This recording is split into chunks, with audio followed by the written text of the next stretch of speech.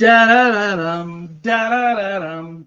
Joel Felsenstein, I appreciate you, my brother. I thank you from across the sea.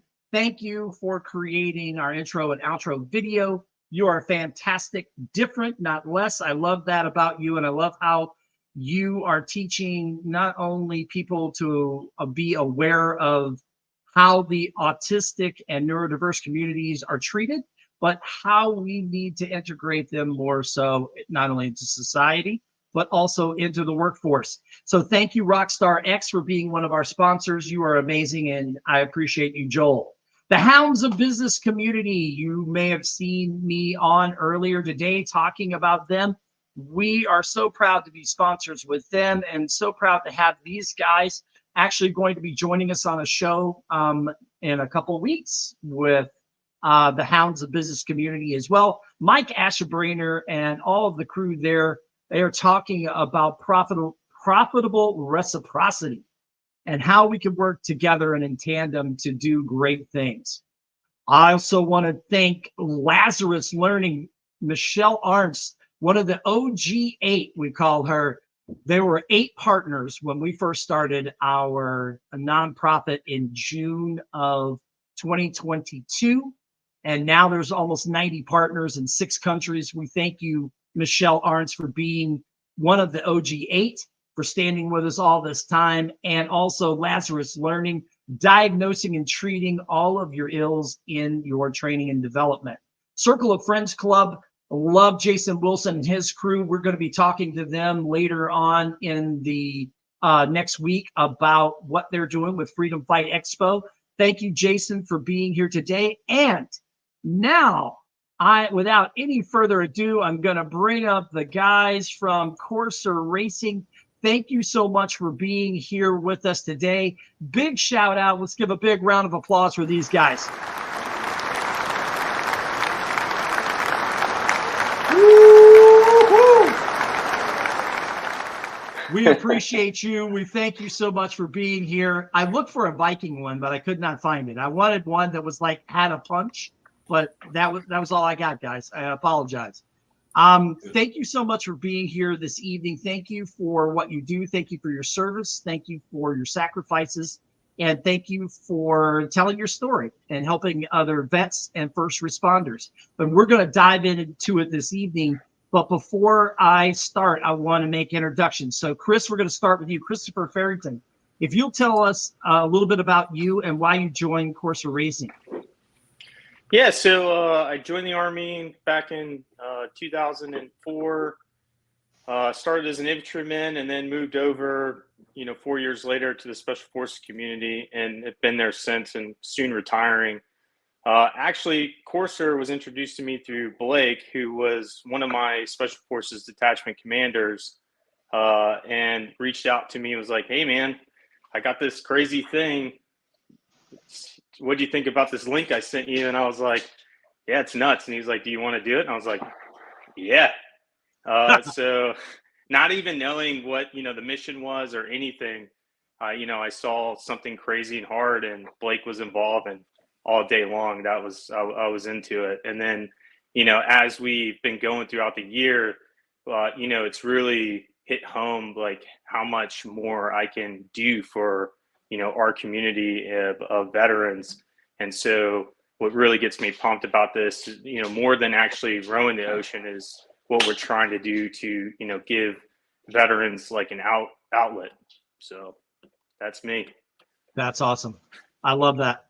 JT Mullen, if you will step up to the plate, tell us a little bit about yourself and why you joined Corser Racing, please. Okay, so I came in the Army in 1990. The end of 89, beginning of 90. Got out in 96. Came back in 97, 98, and been in special operations the rest of my career, except for 3 years when I was trying to get back in the Army. The only thing I could come back into was field artillery to get back in the door. So I did that for 3 years, stepped out, went right back into special operations as a civil affairs into IC. I retired with down where Pete was at with Special Operations Training Detachment out of JRTC and NTC, which is Fort Polk and now Fort Johnson. and at the National Training Center out in California. I retired in 21. After 30 years, I had some medical issues, and TBI is near and dear to my heart because that's something that, I struggle with. And so, and the good thing is my wife is a nurse practitioner who helps me through a lot of things that the VA struggles to help vets with. And so I was in Canada on a fishing trip that I go twice a year. He reached out to me and said, "Hey, would you like to do Corser Racing?" And I was like, at 53, tell me a little bit about this because I'm not for sure. And so once he told me about it, I was all about it. And so my big passion right now is making sure we get the donors so that we can give back to vets that are in dire need of things that the VA and maybe the Department of Defense is not, meeting those needs for veterans. And that's me. All right. Pete Glazier, tell us about you. Sure. So Pete Glazier, I'm one of the co-founders of Corser Racing. I spent 10 years in the Army as an officer. Most of that was in special operations. I was in the 75th Ranger Regiment, then went over to 10th Special Forces Group. Left active duty and joined the Guard just over a year ago.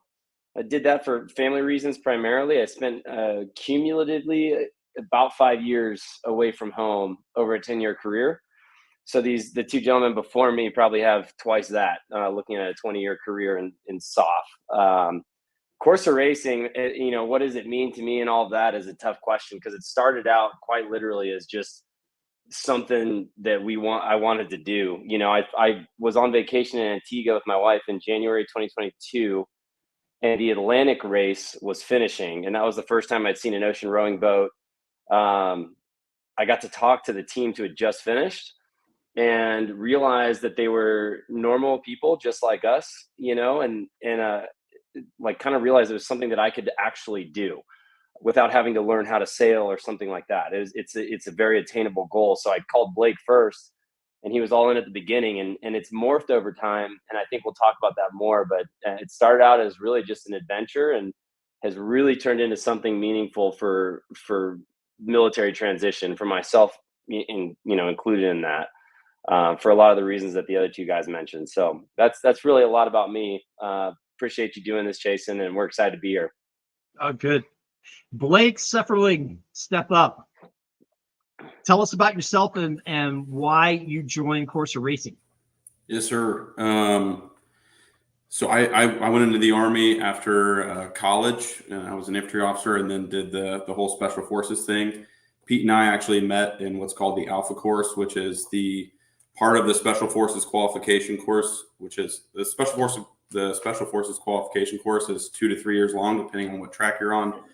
And Pete and I were working together for a couple months in the officer part of that course. And I just kind of developed a real friendship with him and an admiration. And we went our separate ways, but always stayed in touch, and did 10 years in the Army and decided that I was ready to move and do some more personal things with my life, which I think was a great decision. And I got out of the Army in October of 2023, so not that long ago. And when I did get out, I realized that I was really struggling, and I never tied my identity to what I was doing previously, but I was really struggling to find a foothold and to find community and figure out what the next chapter of my life looked like and what my vision for my life was and what my next level of service was going to be. And so Pete reached out with the idea for Corser Racing. Again, initially it was an adventure. And then as we've brought people in and started to create a community, and we've realized like there's so many parallels between ocean rowing and special operations community, generally just service in general. And we see this as a vehicle, a relatively low cost vehicle to do a lot of good and to leverage some of the best people that we have in our communities to continue serving. So Corser Racing means to me, it means challenge. It means authenticity. It means transparency. Like these guys are challenge me every time we get on a call to be a better person, and they hold me accountable in ways that other people in my life maybe don't feel comfortable doing. So Corser Racing is a lot, but it's wonderful. And again, we're so grateful to be here, Chase, and thank you so much. Absolutely. So I'm gonna I'll start out with you, Pete, because you're one of the co-founders. But let's talk about how Corser Racing is structured. So what are you doing specifically so people can understand it? I've got your website scrolling down below, and I will, when we go back through the comments, I will put more information in there, including getting them back to your post on that fantastic pitch deck that you guys came up with. Like, holy cow. JT, I am stealing parts of that to use for my own nonprofit, man. He's a genius. He's a That is genius. freaking amazing. It's the nicest one I've ever seen in my life. But I digress. Hey, well, that means a lot. That thing has been around for a while and has gone through a lot of iterations. And when you talk about, kind of the learning journey here, some people, almost anybody we talk to will give us, hey, you should fix this or that. And I kind of learned that it's never finished. We're always fixing it. And when JT came in, first thing he did was make a bunch of recommendations on the pitch deck. I was honestly impressed by how thorough he was, because I didn't really anticipate people reading it as in detail as he did. So, yeah.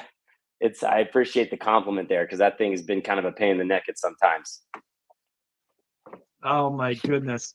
I will tell you, just as someone who has to do this pitching all the time, one of my hats that I wear tomorrow, almost half of my day is spent on working on grants. I've written $622,000 worth of grants already this year. Man.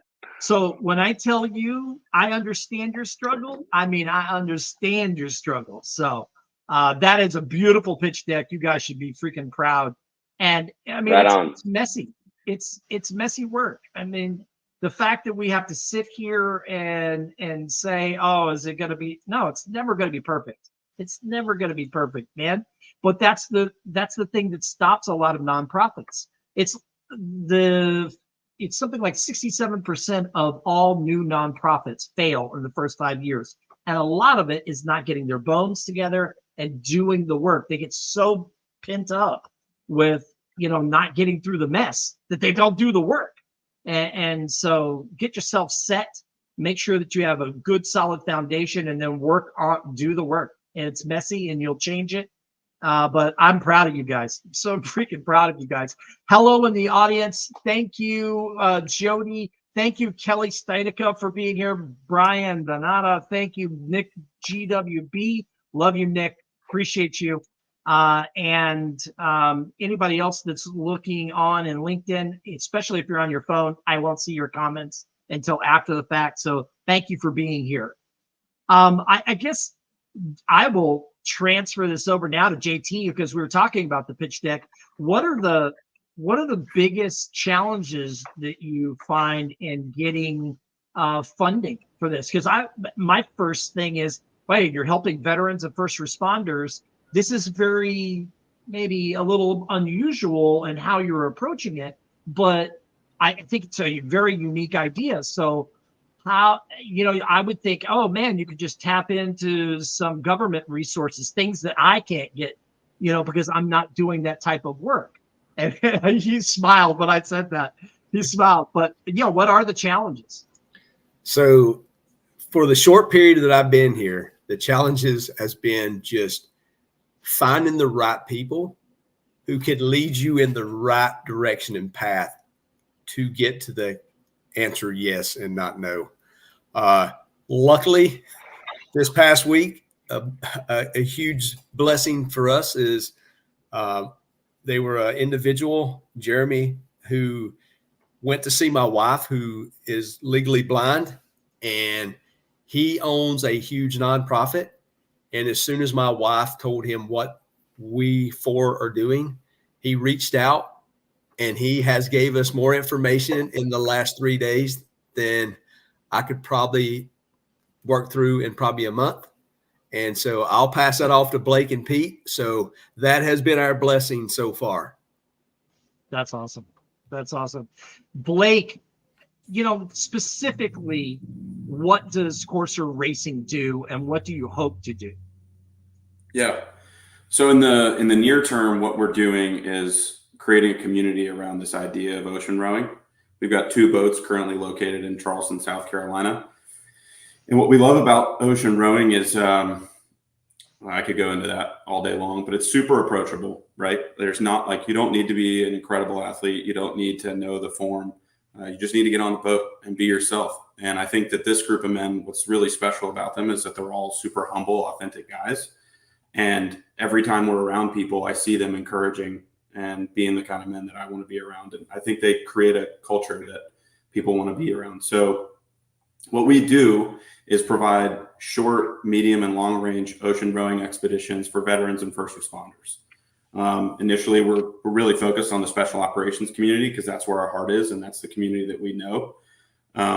But there's so much overlap between your standard veteran and first responders, police officers, and law enforcement officials.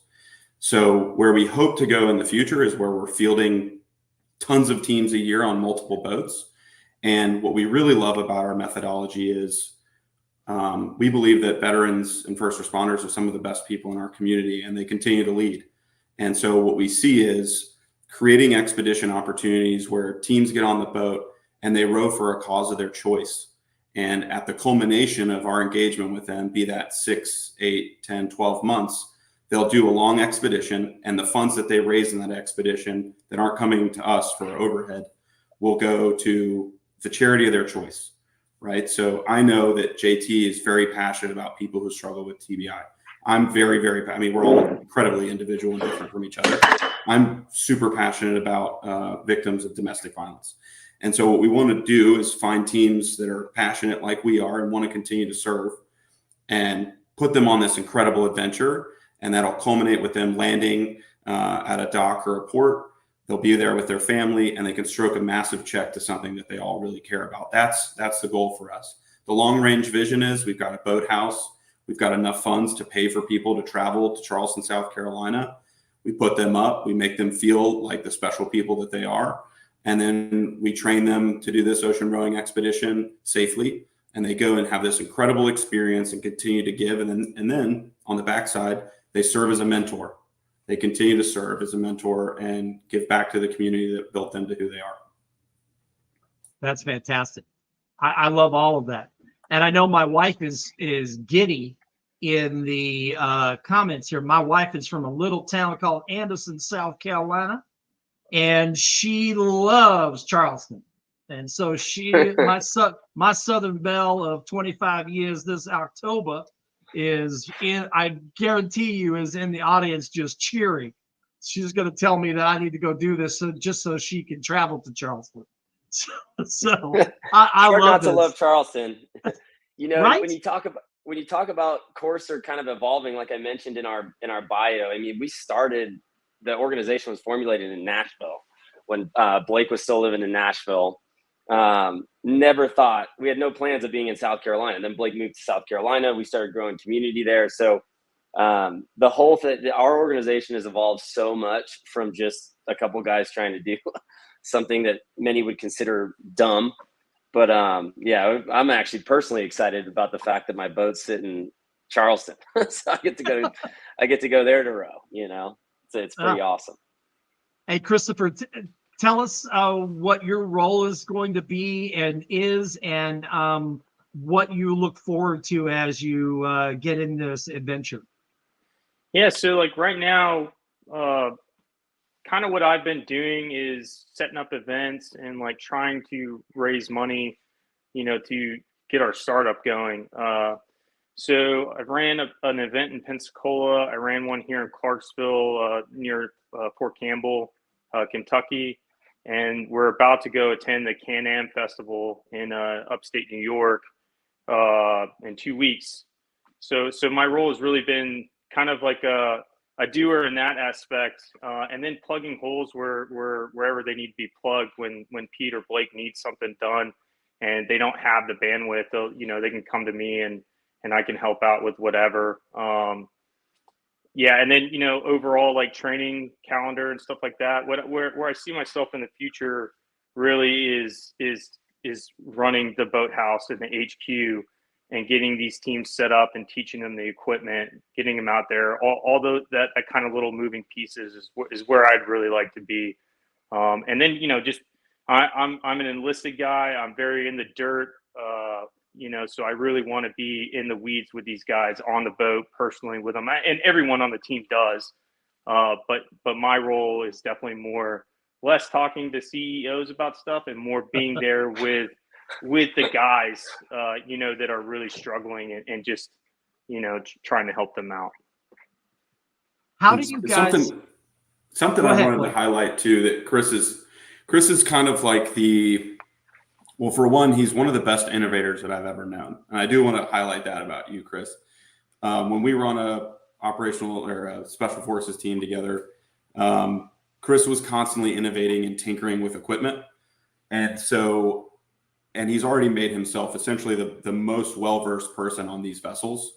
So in addition to planning all of these events and doing all the coordination, and then also planning out our training calendar, both domestically and abroad, because there are some requirements that we have to do just to become certified and then be able to certify teams underneath us. In addition to doing all of that, he's also been at the forefront of figuring out how we can make these boats faster and how we can optimize our performance. So It's the same thing he was doing in the Army, but he's just shifting it and doing it on the water now, which is really cool. It translates very well, to be honest. And that's why it was such a really good fit. Blake knows me very well, so I think he kind of nestled me in that position for a reason. That's awesome. And it's awesome, how this team, even just here, and I know you have other people, but the team here, how you guys gel and how you work together. I mean, I know that just from other people that I have watched the videos or I have spoken with, etc., that special ops are a very unique group, and how you have each other's backs. And it's almost like finishing other people's sentences, and you just become one. And you kind of feel that as we get through this conversation, how you guys are how Blake just chimed in to no, I'm not going to let you go and not tell all these other things that you're doing. I love that. And we're not done yet too. I want to elaborate as well. No, you said a couple things that are interesting that I'd really like to highlight. And sorry, going back to Chris, because Chris was the first non-commissioned officer that threw his name in the hat. And we had worked together for probably almost a year before we ever met in person. And then JT I don't think has ever met Chris or Blake in person.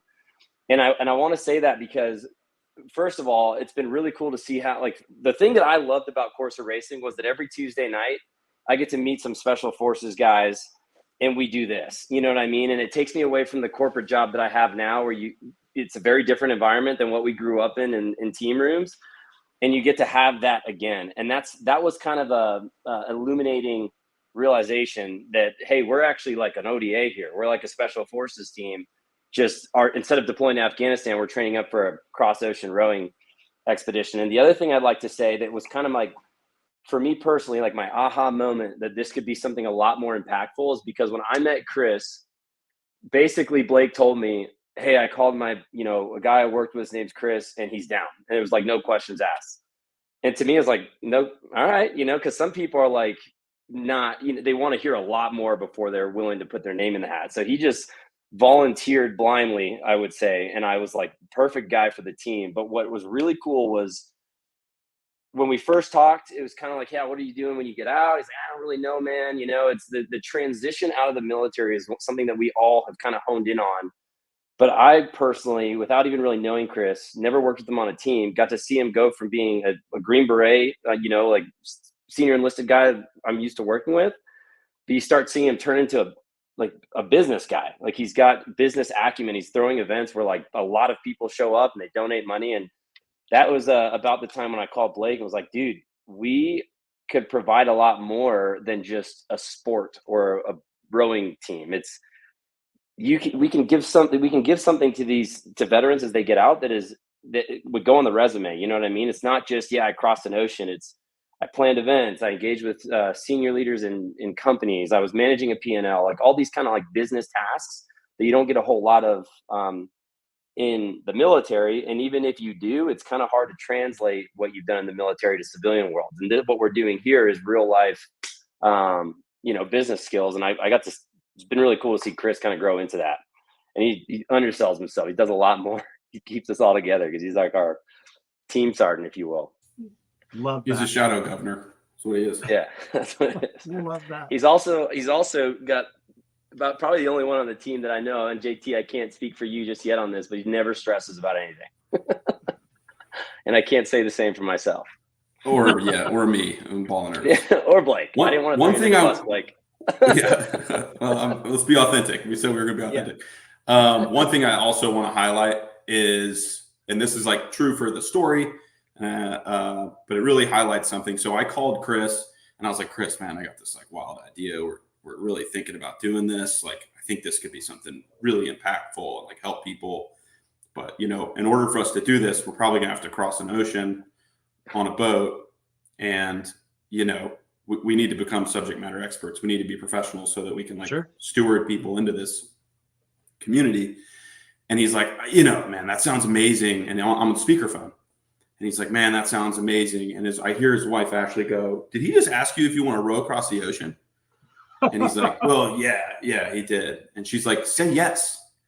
And I think that story is so indicative of the women that prop all of us up. I haven't met JT's wife yet, but she's like cut from the same cloth. We've been so supported by these women, all of us, because we're constantly like running into walls all the time and we get a little beaten up. And I think that's also a crucial thing, right? Like, so we're going to starting in 2 weeks, we're going to start hosting veteran and first responder events. And we're bringing the wives out too, because we understand that that's very much a part of the community, right? Like no man is an island. So that's definitely a core tenet of the team. I don't want to ramble on that, but that's how we feel here. No, and it doesn't matter who wants to answer this, but I'd love to hear from all of you. What are when you say you do events, so help people that don't understand, like when you are creating these events to raise funds, what are you doing? What does that look like?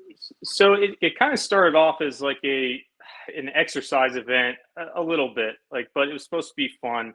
But truth be told, no one wants to go to a bar and sit on a rowing machine for an hour and like compete while drinking. And that's the first and second event we did. Now we've kind of shifted into, partnering with like a local bar or an event that's going on already within a city, and like have booths and just get our word out and talk to people. So for instance, the Can-Am Festival, they've agreed to put us in the parade. So now our boat's going down the road with all the floats and everything else. Oh, cool. And then, we'll have a booth for 2 days where, I can really just talk to the community and let them know Fort Drum is close by. Like there's going to be veterans there.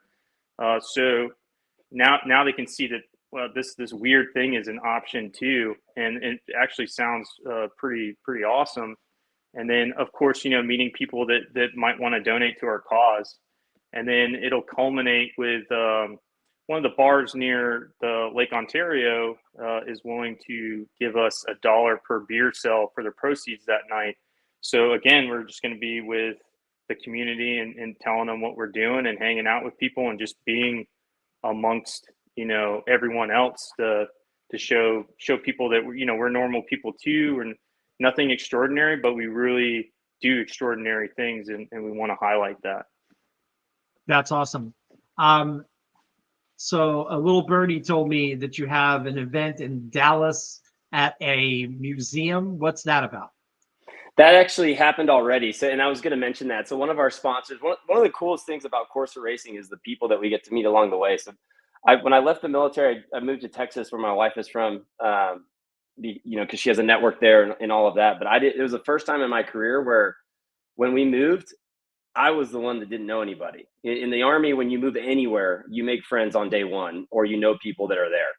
But we came, one of my neighbors works for a company called BGI LLC, and they are pretty much all former pilots, and they operate flight simulators. A lot of them are full-time airline pilots, pretty much all Navy, Air Force, and Marines. So we have a good laugh at that. But they had a company party at like an Air and Space Museum in Dallas, and it was kind of like we helped each other out, and what we provided to them was if we booked the event space, they got it at a steep discount because we're a nonprofit, and they had us out and introduced us. And what was cool about that is in like a matter of 24 hours, Blake and Chris decided to drive our boat from Charleston all the way to Dallas. And I'll let them explain that bit of the journey. It's actually what an insane. adventure.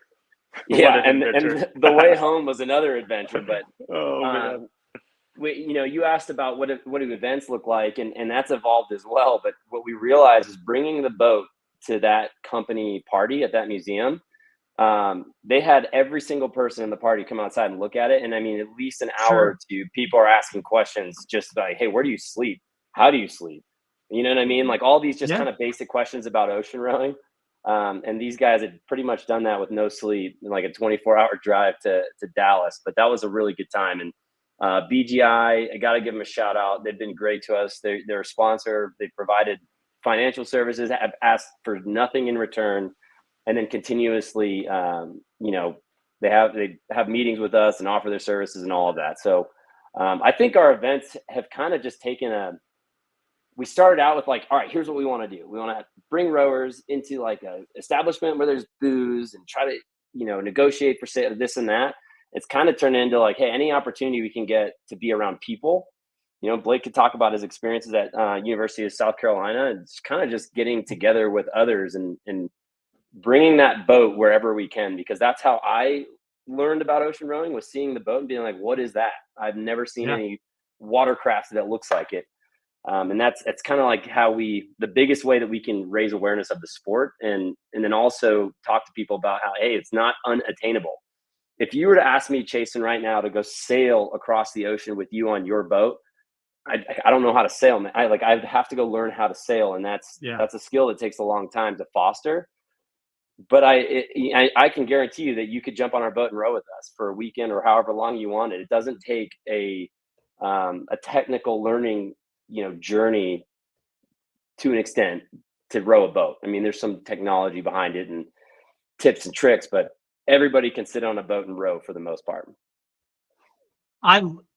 I love the way the boats look. I put the picture of, I think it's the Rannoch. I put the picture of that in the banner that we had for the show.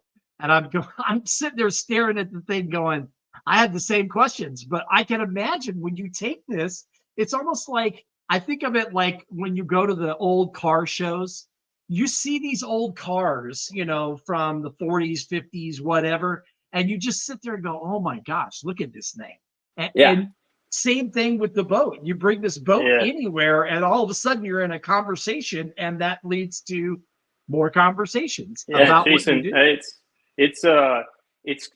It's insane the amount of attention that boat brings, because we're now like been staring at it for a year. We're like very and our initial reactions were probably the same as theirs, but like now we're on the other end of it, where like me and Blake are filling up gas heading to Dallas, and people are like, how fast does that thing go? And we're like, 3 knots, and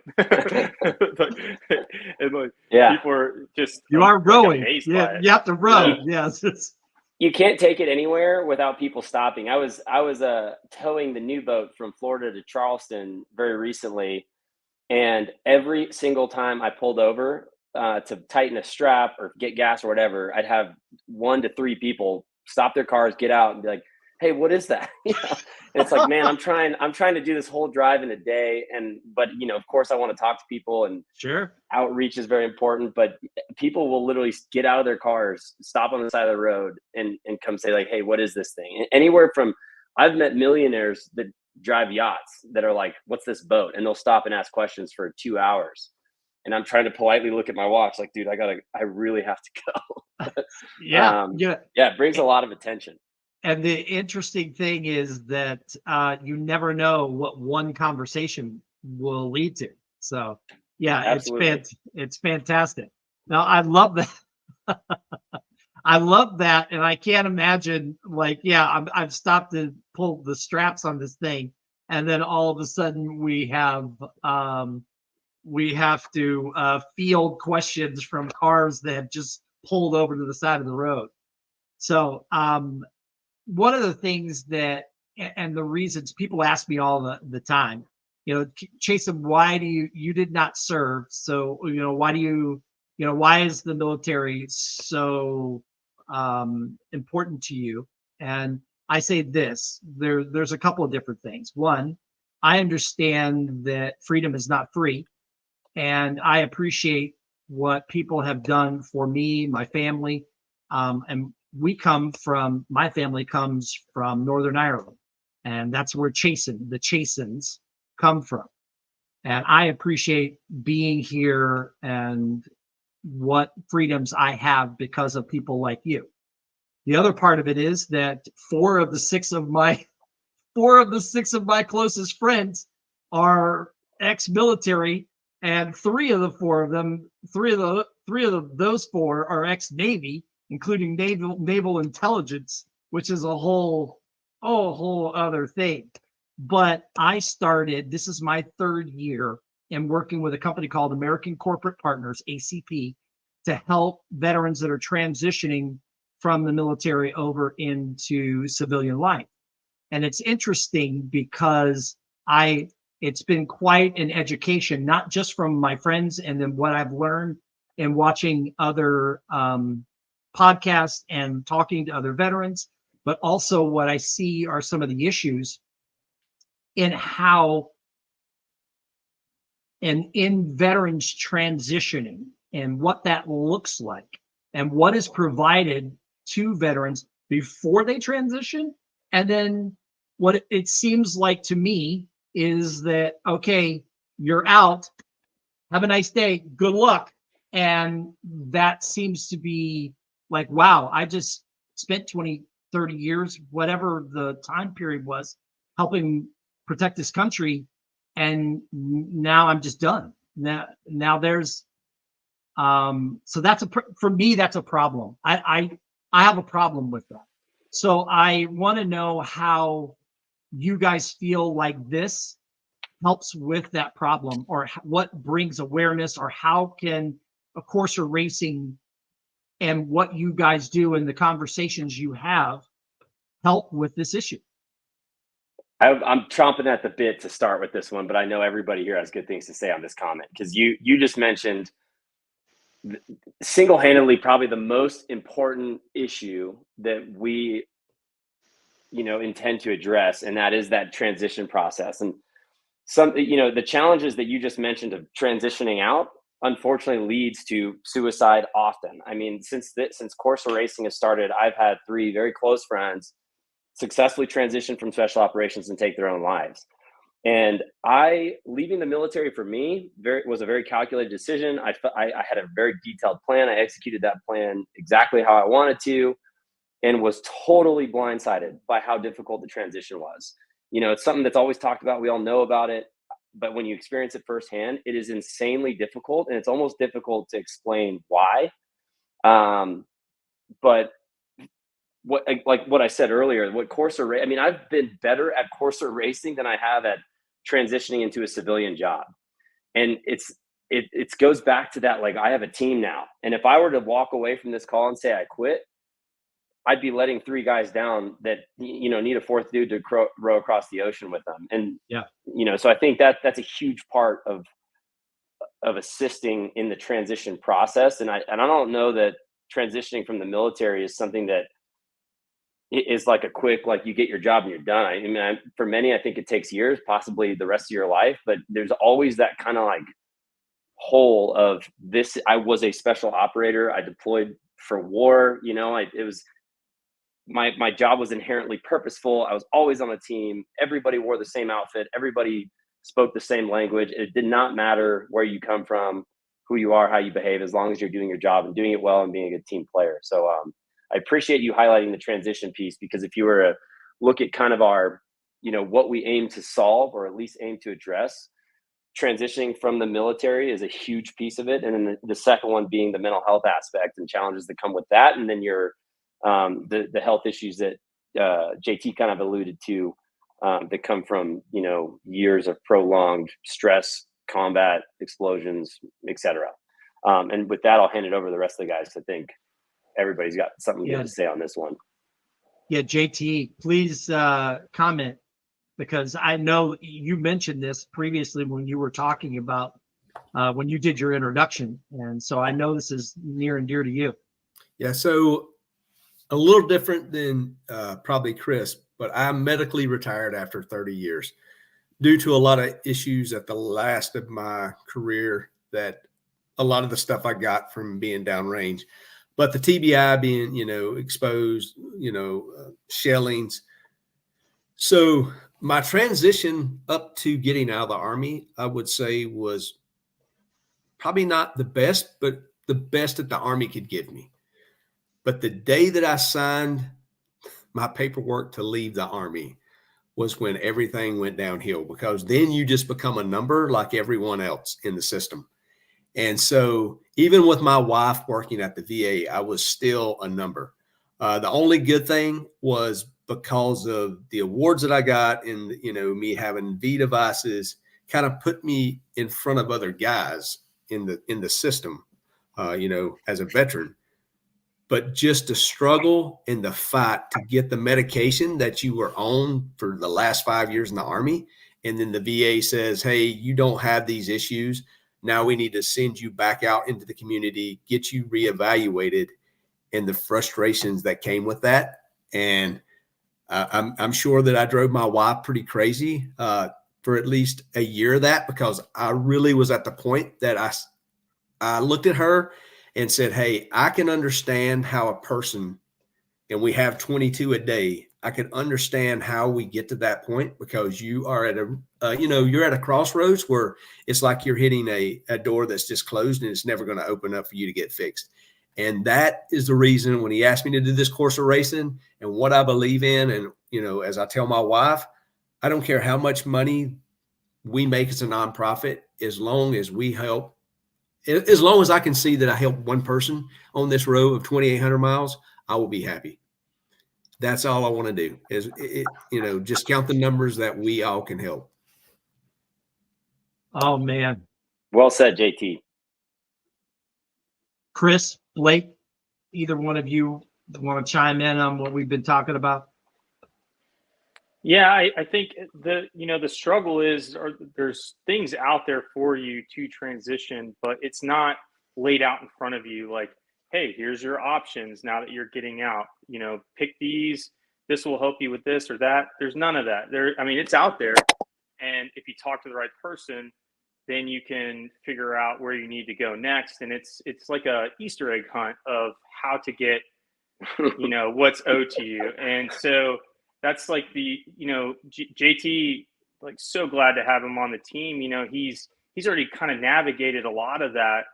And what I would like to see is, our nonprofit not only gets people out into nature, we're rowing, rivers, lakes, oceans, with an emphasis on oceans. What we aim for is we can point guys in the right direction to the right person with the information that can get guys squared away. Because some guys, to include myself, it's just like, who do I talk to get, this and this and this done?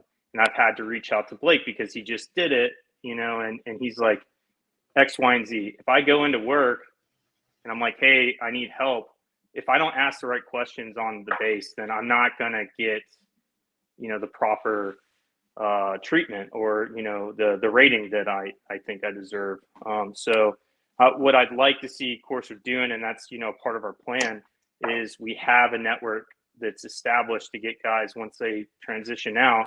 One, we're getting them away from a stress of getting out and everything with our, our excursions, but we're also built a network to get guys pointed in the right direction, whether it's a job, specialist for mental health issues or, injuries that they've had. that's a big goal of ours. Yeah, absolutely. To make sure that they're not alone. You're not alone in this process, and you've been there, so you can pay it forward.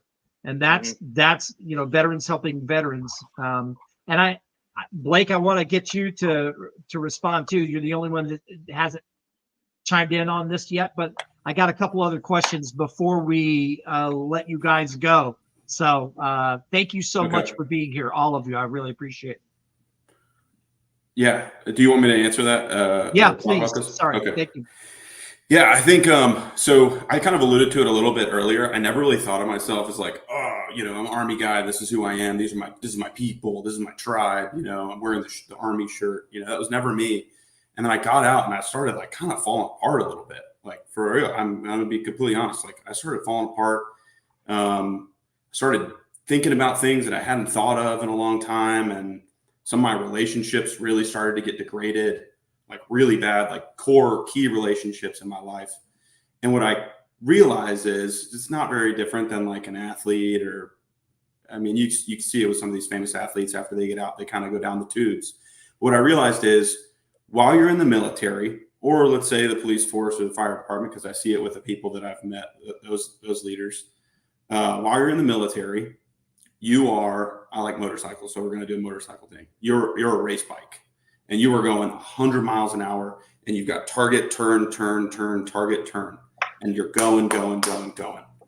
And then when you're put up, stuff starts to fall off, right? And so where we really want to help, and where we're a little bit different, actually very different, is there's a lot of organizations out there like, hey, we'll take you and you're going to go play Frisbee golf for a day, and it's going to be on us. Frisbee golf is going to be on us.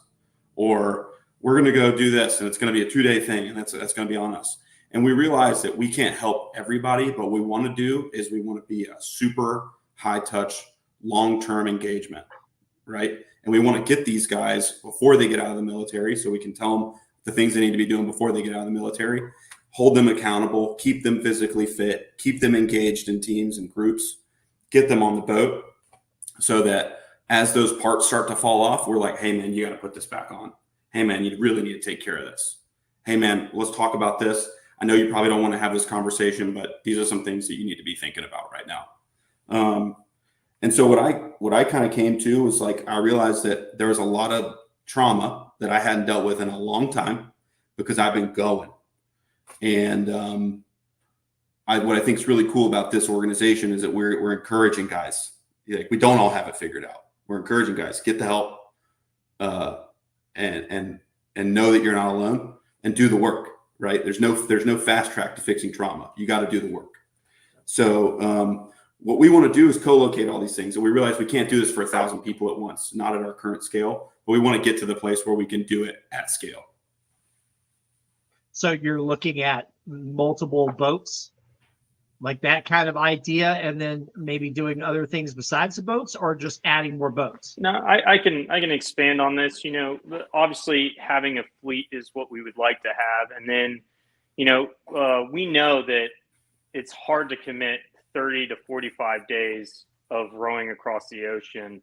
Not everyone can do that. So, Blake kind of talked about it earlier, but doing shorter excursions for guys too, so that we have that touch point with them. They get to get out and do something smaller. Like, we've talked about Pensacola to Tampa, Key West down to the Bahamas, like doing these shorter trips for guys. So, we have the boats for those shorter trips, but then we have our ocean boats as well. So our ocean crossing boats, so that out of the groups of guys that we get, we can start, hey, would you like to do this across the ocean? And then formulate teams from having guys come in month to month to do rows with us and kind of get away from things, and then us be able to push them in the right direction for, their next life's chapter. Very cool. Very cool. So what's the what does it look like for 2025? Do you guys have a plan of like how the races are going to go, how many races you're going to have, and what's the difference? And also, what's the difference between the boats? Are all the boats pretty much kind of the same, or?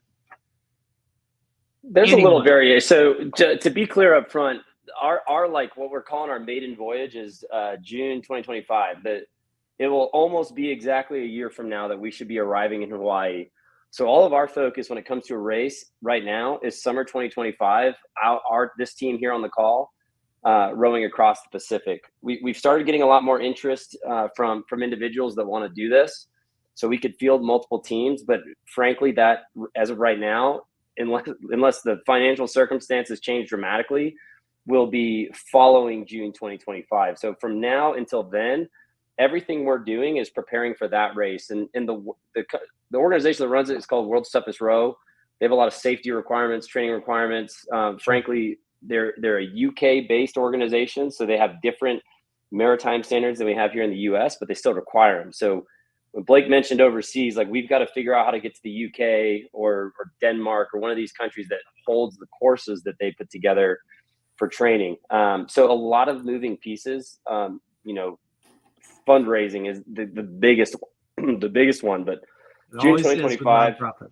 Yeah, that's our priority right now. So that we kind of look at the short term as everything leading up to the completion of that race. And then following that, maybe we can do another episode of this and we'll give you the next bit of the roadmap. And then, I'll hand it over to Blake or Chris to talk about the boats.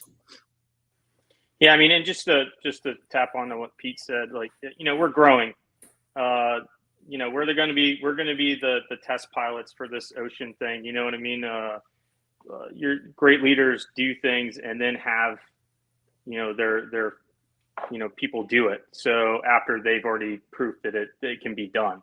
So that's what we're trying to do is like, do it, show that it can be done. Now we have the equipment and our cost to do the next one is lower because we already have the equipment.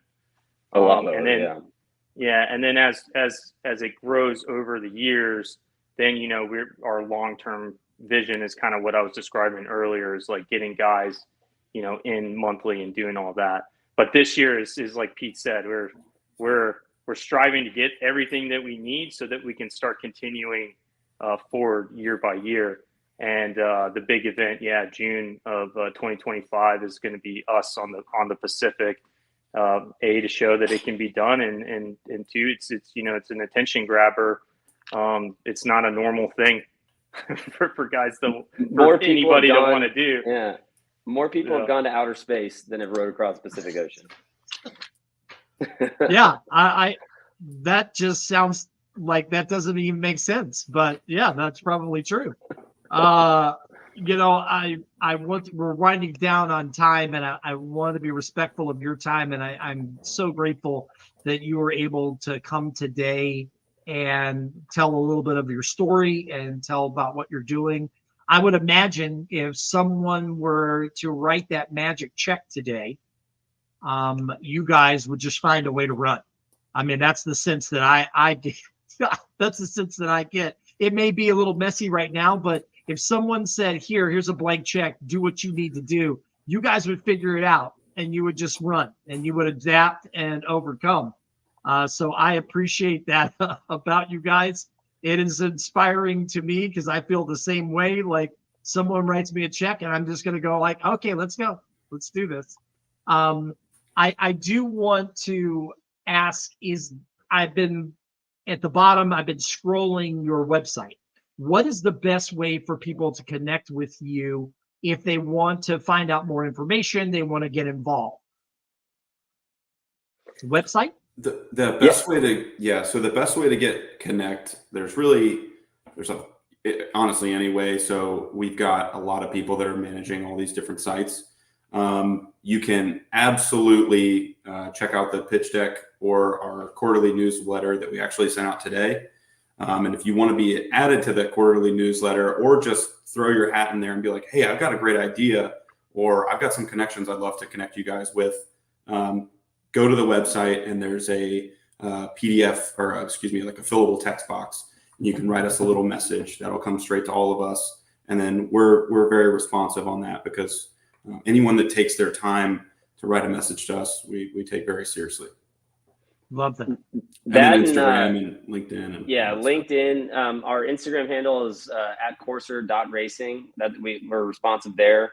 and then LinkedIn as well. We have a Corser Racing LinkedIn page, but all of us are attached to it. So, I mean, you literally can call, text, website, LinkedIn, Instagram. We're pretty proud of the people who have got on board with us early, and we're not, really big enough to turn anyone away. I mean, we respond to everybody, and everybody that reaches out to us and expresses interest generally gets added to our newsletter and our distro, so that we can build a community around not just Corser Racing, but ocean rowing, veteran support, etc. Yeah, Instagram shout outs and stickers on the boats too. I mean, to me, if I owned a company and I supported something like this, and I got this really sweet picture of those dudes in the middle of the ocean on that boat, and I saw my sticker, I'd be like, yeah, all right, cool. Yeah, anybody listening that's a business owner, marketing, that's what it's about, right? Well, when I go back through and do the comments and whatnot, I'm going to share your pitch deck again, your beautiful pitch deck, and I'll include all of your links as well. But you guys have been awesome. It's been fantastic to meet all of you, put a face with the names. Those of you that I hadn't met Christopher, I hadn't met JT. Thank you so much for your time, for your energy, for your service, your sacrifice. I appreciate all that you're doing, and anything that HR for You Incorporated can do to shout out and be a support. I am happy to do that. So thank you so much for being here. We appreciate you. And with that, thank you, audience, for being here tonight. I can't wait to see how many people we get to see this video and see the live. And we will be back with you next week with some more people community events. But you have been with us this evening with Corser Racing. Thank you so much for being here. Have a great evening.